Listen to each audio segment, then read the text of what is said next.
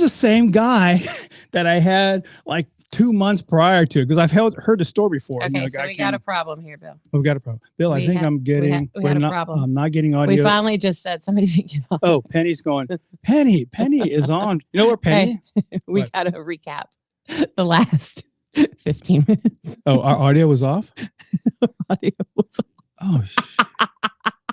Oh, Penny. Let me tell you, we didn't have a producer this morning, guys. We had to do all this on our own. We did everything except for this little button down here. You see that? Oh, yeah. That was the mute button. Oh, so somehow we did. Okay, so Penny, you are the best. All right. Okay, so, now Penny's in Mexico. Penny.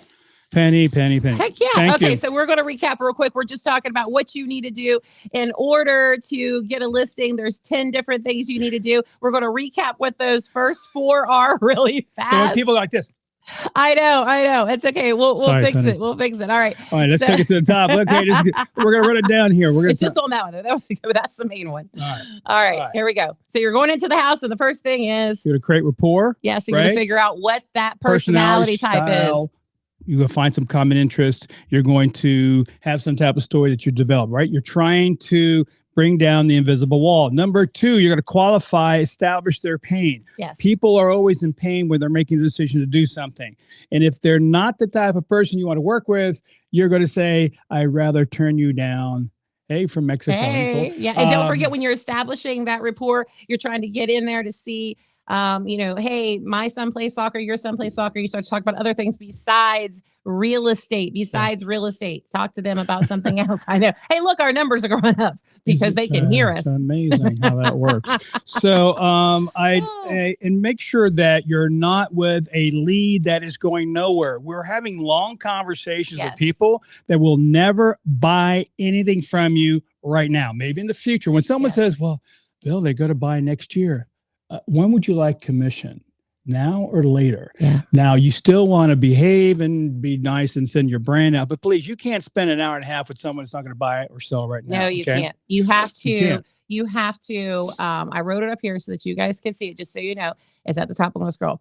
Just so you guys can see it. You would rather turn them down than let them down. And that's what you're going to tell them. And then we went over 3 types of objections. So the objections come in 3 forms. One is a true objection that you're going to cover.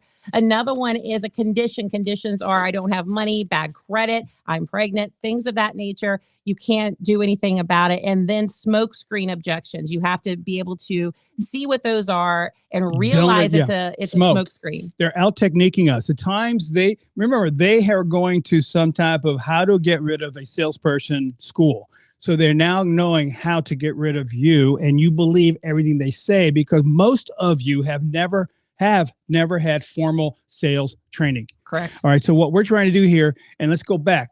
I'm going to give you some classes and some bonus material when you go to pathtoprocoaching.com. Go there and sign up because I'm giving all kinds of great information for high-level selling in this marketplace. Because I can tell you, right, everybody that thought they were doing great 6-9 months ago are not going to be doing great the next 6 to 9 months. No, and up here in the corner, just like I said earlier that you couldn't hear me, the Path to Pro website is up here for you guys to use your phone and just go ahead and put it on camera mode and it'll take you straight there. Penny, you're a lifesaver. I love you from the bottom of my heart. Thank you, Penny. Gosh, it's an army. Yeah. So all right, number 5. That's Noelle's mom. Oh, Penny! Hey, I love Noelle. Yeah, super sweet. All right, number 5. All right, so number 5 is the close. So you're going to close them for the next step. Never let this thing hang. I just met somebody. Maybe you have to meet them somewhere else. Maybe you have to have a call. But if it's a bona fide lead, we can't let this thing go. Okay, call me next week. Now, when they say call me next week, they are now techniquing you. Who's going to take control? So now you go, what? Great.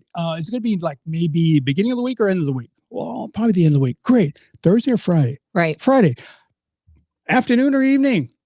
So we're going from a wide question all the way down, narrowing it down. They don't see it. They feel that they're in control. You always want to make that person feel that they're in control. Absolutely. So that's our 5. Now, are we going to go into the next 5? No. Next week, we're going to do the next 5, but I'm going to give you 3 tools that I just found that's going to help you with lead follow-up. Okay. Well, I want to go over real quick before you hit your 3. Don't forget that, well, I say don't forget, but you couldn't hear.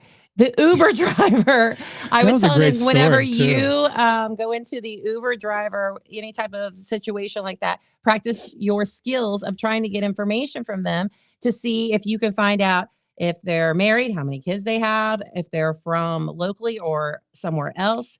And don't be weird. Don't be weird, but just have conversation, and you take it from them. You can actually see them change from I'm an Uber driver who wants a good tip is why I'm having a conversation with you to this is just a good conversation. It's a great way to practice when you're in that car with the Uber driver to be able to practice how you can be personable and bring different things up before you go in front of the seller. And then the other story y'all did not hear was that sometimes you have that pain in the ass client, and it doesn't mean that they're so overbearing. Sometimes it's just that they are very kind or nice, or they are very quiet or don't know anything. And the story was we had a client and they were super sweet. They ended up talking to the buyer though at the walkthrough. Oh, this is good. Or not the walkthrough, I'm sorry, at the inspection. And when they were talking to them, they asked them what type of stove they like. And they said, oh, they just love a gas stove. They just love a gas stove.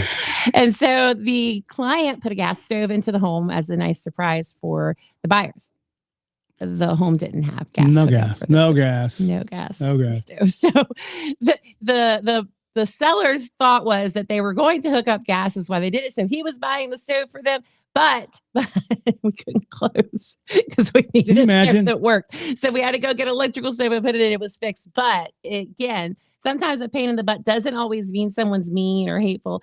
It's just that things happen and we walk through and we talk through that. That reminds me of the story of, I don't have all the details, but there was an agent had a listing that showed it and did some type of show, put the stove on, forgot to shut it off. They walk away, the whole house burned. Yes. Actually, okay, so that story was my agent. Sad. My agent was the seller. That we were the selling agent on that story. That. Yeah, so yeah, we were. That's crazy that you know the story and that it was one of my agents was the selling agent, and there was a lot of damage to the home, and so luckily nobody was hurt. But yes, that is exactly what happened. And the buyer's agent was the one that actually left it on. Oh my.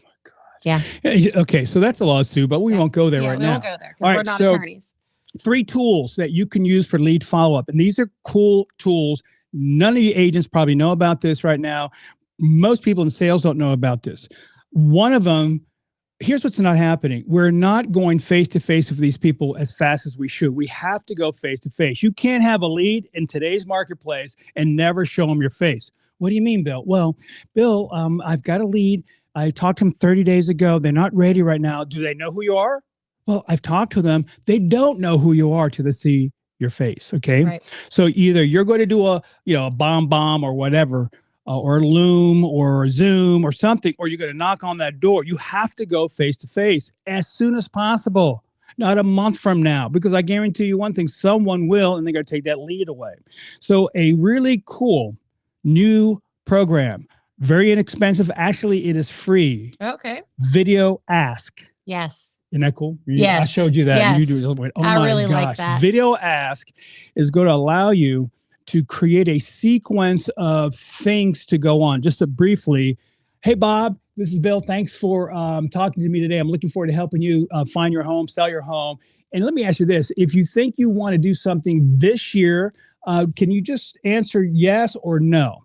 And so what ends up happening, you can have a sequence of questions and they can say, let's say if they say yes, then you can go right to another thing that automatically pops up with your schedule to meet with you. If they say no, you can have a series of other things you could ask them. Okay. So, or different videos. And what's really cool is they can answer you right from their phone, and they can do a video or a text instantly. And that is cool. And so they go, hey, Bill, this is Bob. Hey, stop bugging me. We're not going to do anything next year. Okay, bye. And you can do that. All right. Do they have the cool voice when they do it? No, they're not like that. It's just you. So, and then, all right. So videoask.com. Videoask.com. I'm putting it in the chat just so you check that out. Number 2, with all the stuff about AI going on, I know that you have whatever that thing is. There's another one called Jasper.ai.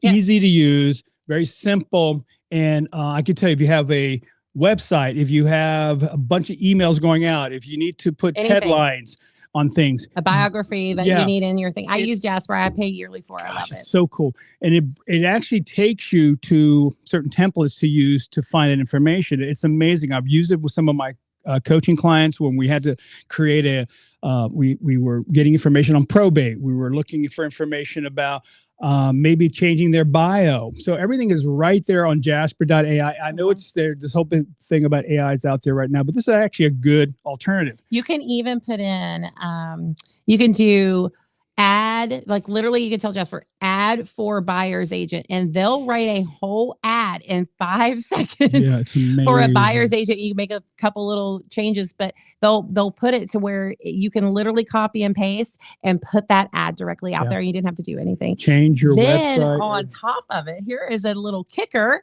with Jasper or any AI.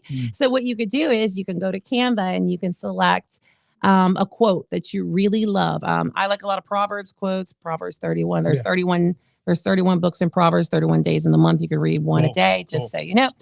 So I usually get one of those, but there's other quotes that you might like.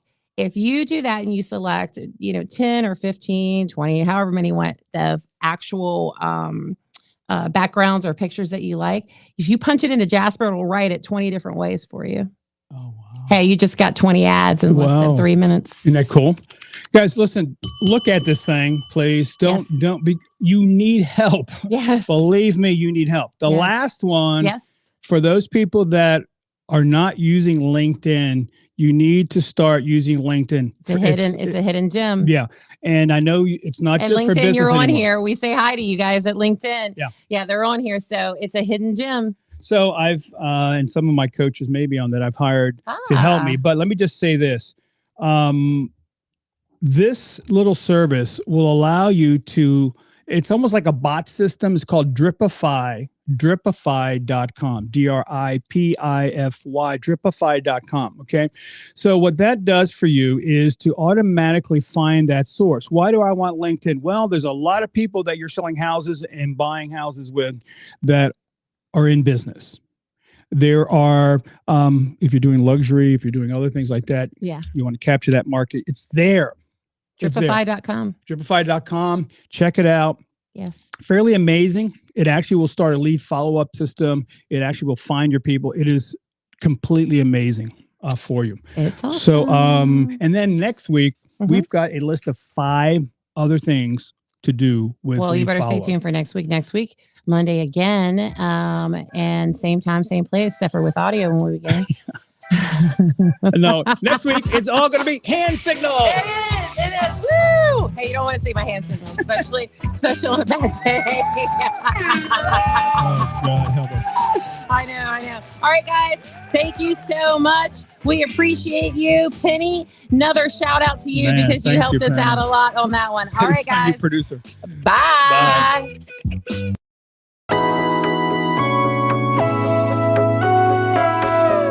Got my head over water for the first time in years. Got my feet crossed the border from a land of tears. Ain't no way I'm going back under.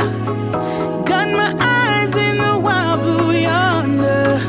Will lights be on the horizon? Let's go find out. Feeling